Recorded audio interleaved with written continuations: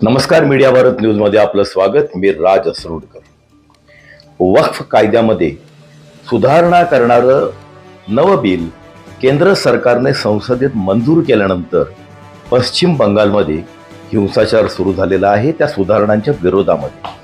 खरं तर वक्फच्या विरोधामध्ये सुरुवातीपासून भारतीय जनता पार्टी आहे. त्यामुळे जर कुठे निषेधाचा सूर उमटायला पाहिजे तर तो भारतीय जनता पार्टीची सत्ता असलेल्या राज्यांमध्ये उमटायला पाहिजे, जिथे सगळीकडे शांतता आहे.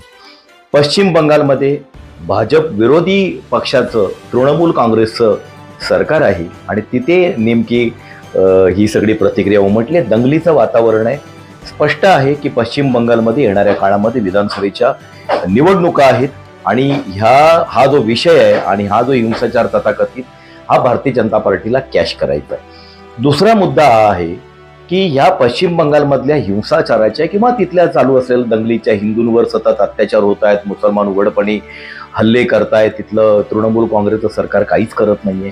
या संदर्भातले जे काही छायाचित्र व्हिडिओज समोर येत आहेत, अशा एकूण 9 छायाचित्रांचं फॅक्ट चेकिंग अल्ट न्यूजने केलेलं आहे आणि असं लक्षात आलेलं आहे की एकतर ह्या 9 छायाचित्रांपैकी 8 छायाचित्र ही पूर्वीच्या सीएए आंदोलनाच्या वेळीची छायाचित्र आहेत. त्याचा आत्ताच्या सगळ्या दंगली हिंसाचार वगैरेशी काहीही संबंध नाही.